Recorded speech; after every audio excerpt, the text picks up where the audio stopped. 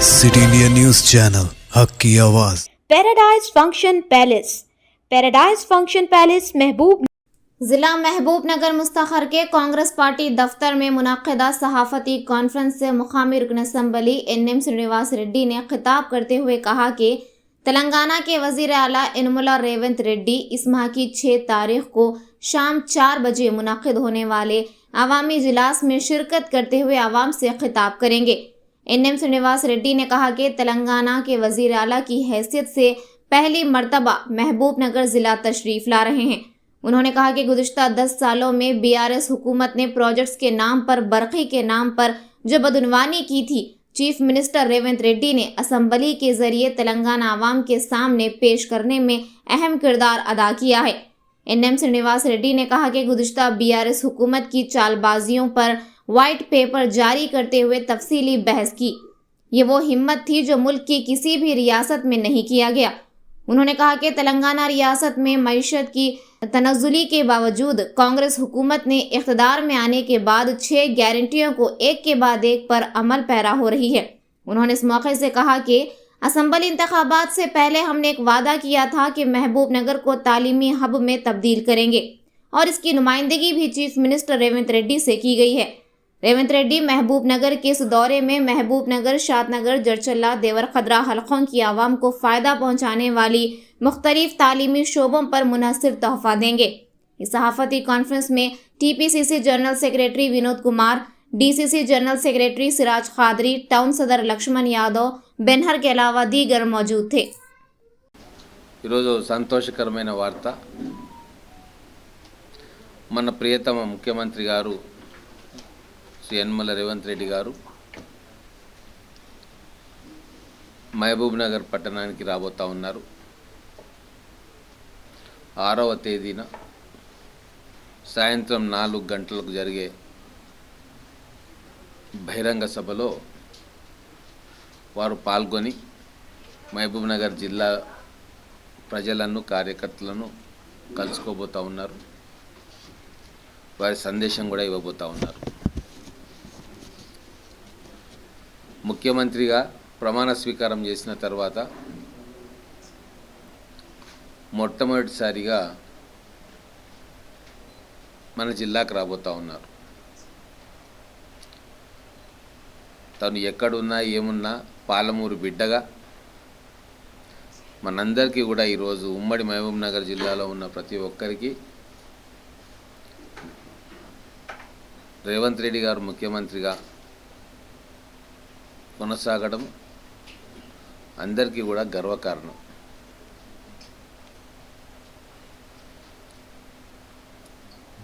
ముఖ్యమంత్రి అయిన తర్వాత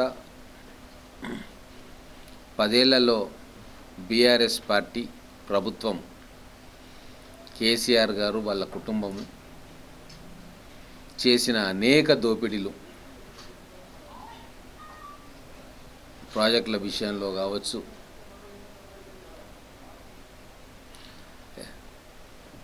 విద్యుత్ శక్తి విషయంలో కావచ్చు, ఆర్థిక విధ్వంసం కావచ్చు, మొత్తం కూడా అసెంబ్లీ సాక్షిగా తెలంగాణ ప్రజలకు తెలియజేయడంలో చాలా కీలకమైన పాత్ర పోషించారు। అభివృద్ధి మాటున జరిగిన అరాచకాన్ని, డెవలప్మెంట్ మాటున జరిగిన దోపిడీని భారతదేశ చరిత్రలో ఏ ముఖ్యమంత్రి గారు కూడా చేయని విధంగా వైట్ పేపర్ తీసుకొచ్చి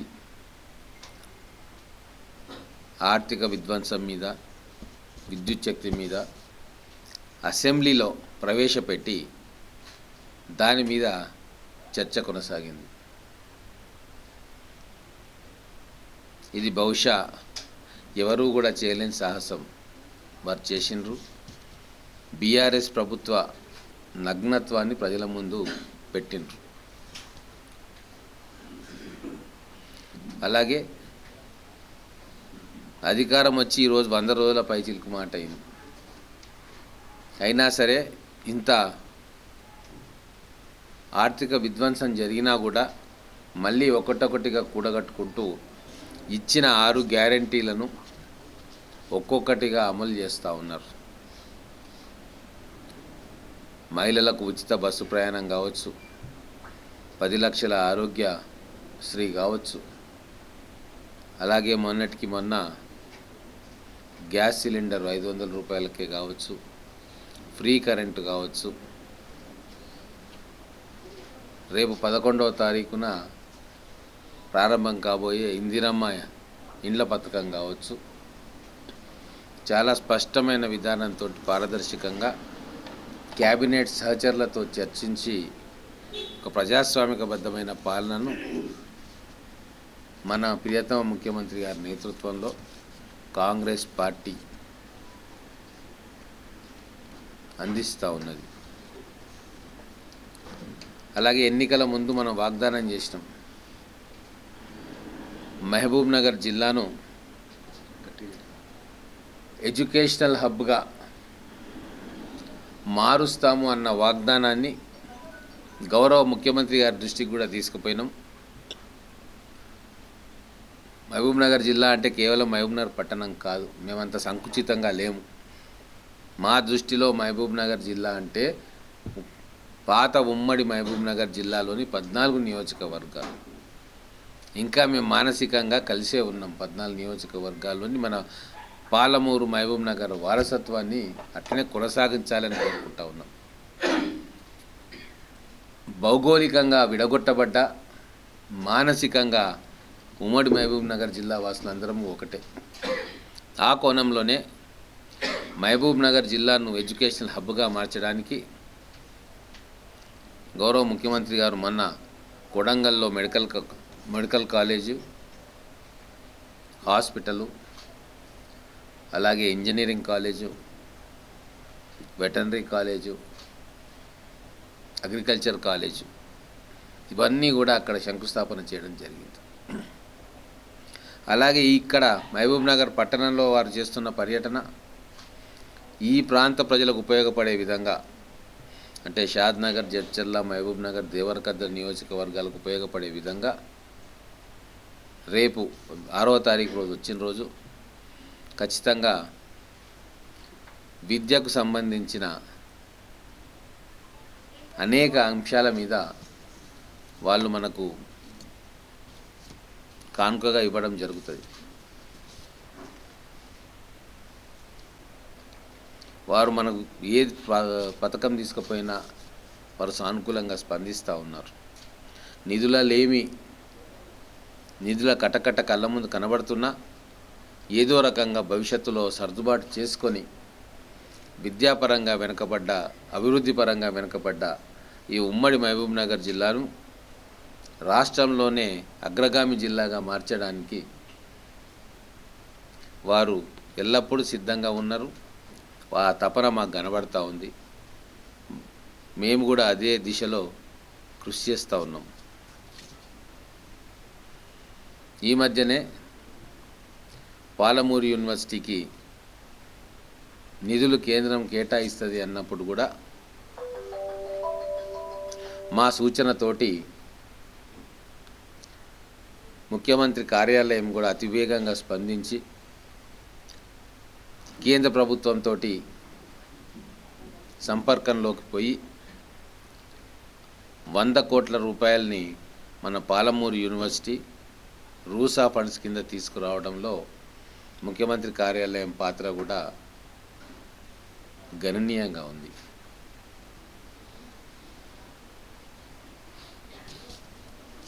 అలాగే మన యూనివర్సిటీని ఇంకా నెక్స్ట్ లెవెల్కి తీసుకుపోవడానికి కూడా సమయం సందర్భం బట్టి కోర్సుల కేటాయింపు, నిధుల కేటాయింపు ఖచ్చితంగా వారు చేస్తారని చెప్పి మాకు నమ్మకం ఉంది.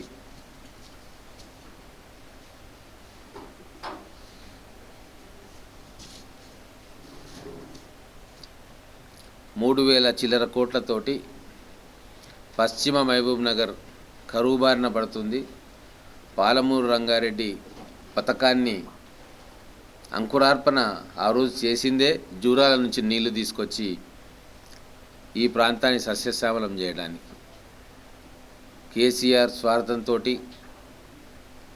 కాంట్రాక్టర్ల కక్కుర్తితోటి 12,000 కోట్లతోటి అయిపోయే ప్రాజెక్టును గత ప్రభుత్వం శ్రీశైలం బ్యాక్ వాటర్స్కి తీసుకెళ్ళి 10 ఏళ్ళైనా కూడా దాన్ని పూర్తి చేయక ప్రభుత్వ ధనాన్ని 27,000 కోట్ల రూపాయలను దిగమింగి దోపిడీ చేసి ఈరోజు కనీసం 30% ప్రాజెక్టు పనులు కూడా పూర్తి చేయకుండా మన జిల్లా ప్రజలను, నల్లగొండ, ఖమ్మం జిల్లా, రంగారెడ్డి జిల్లా ప్రజలను దారుణంగా వంచింది బీఆర్ఎస్ ప్రభుత్వం, కేసీఆర్.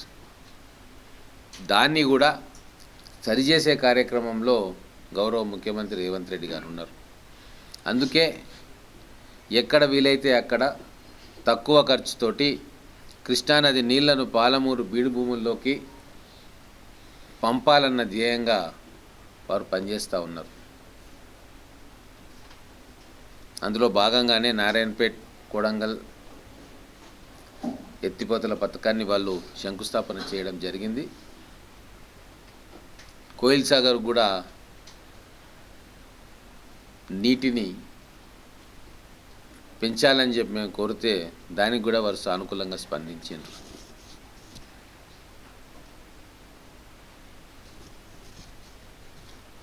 కల్వకుర్తి, భీమా, నెట్టెంపాడు గత ప్రభుత్వం కాంగ్రెస్ ప్రభుత్వంలో చేసిన ఈ ప్రాజెక్టులను ఇంకొద్దిగా ఖర్చు పెట్టి టేలెండ్ దాకా నీళ్ళని తీసుకురావడంలో ఇప్పుడు మన ఇంజనీర్లు కూడా ఎస్టిమేట్స్ తయారు చేస్తూ ఉన్నారు.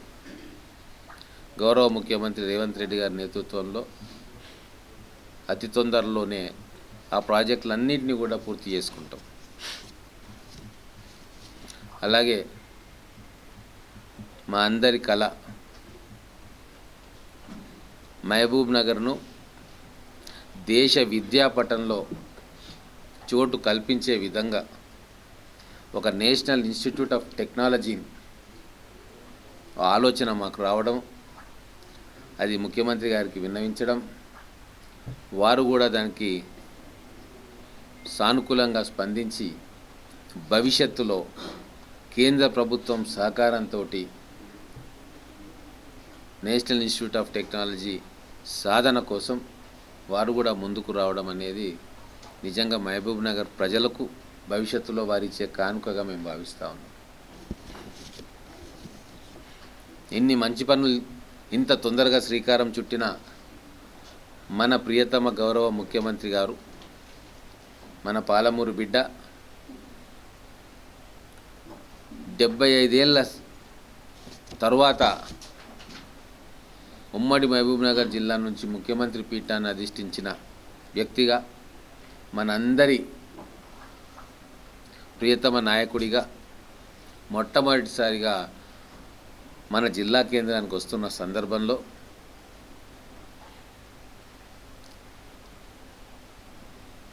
మన పట్టణ ప్రజలే కాదు, నియోజకవర్గ ప్రజలు, జిల్లా ప్రజలు అందరూ కూడా వారికి ఘనమైన స్వాగతం పలకాలని చెప్పి మా తరఫున, కాంగ్రెస్ పార్టీ తరఫున, పాలమూరు జిల్లా తరఫున అందరికీ కూడా విజ్ఞప్తి చేస్తూ ఉన్నాం. ఇది ఒక అపురూపమైన మరపురాని ఘట్టం. మన బిడ్డ ముఖ్యమంత్రి స్థానంలో కూర్చొని ప్రజారంజకమైన నిర్ణయాలు తీసుకుంటూ ప్రజల చేత మంచి ముఖ్యమంత్రిగా కొనియాడబడుతూ ఈరోజు మన గడ్డ మీదకి వస్తూ ఉన్నాడు 6వ తారీఖున.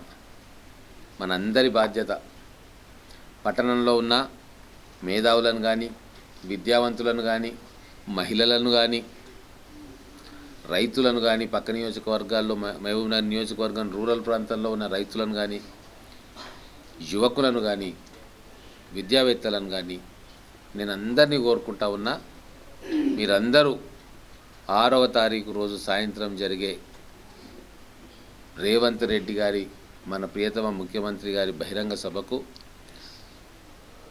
MBS డిగ్రీ కాలేజీలో జరుగుతుంది. ఆ సభ స్వచ్ఛందంగా మీరందరూ కూడా వేల సంఖ్యలో తరలి రావాల్సిందిగా పాలమూరు బిడ్డగా, నియోజకవర్గ ఎమ్మెల్యేగా, మీ అందరికీ కూడా విజ్ఞప్తి చేస్తూ ఉన్నా. ఈ సభను గ్రాండ్ సక్సెస్ చేసి వారు ఇంకా అనేక పథకాలు పాలమూరుకి ఇచ్చేటట్టుగా వారి మన్ననలు పొందే విధంగా మన సభ జరగాలని చెప్పి దానికి మీరందరూ కూడా ప్రజలతో పాటుగా మీడియా మిత్రులు కూడా సహకారం అందించాలని చెప్పి మీ అందరినీ కూడా కోరుకుంటా ఉన్నాను.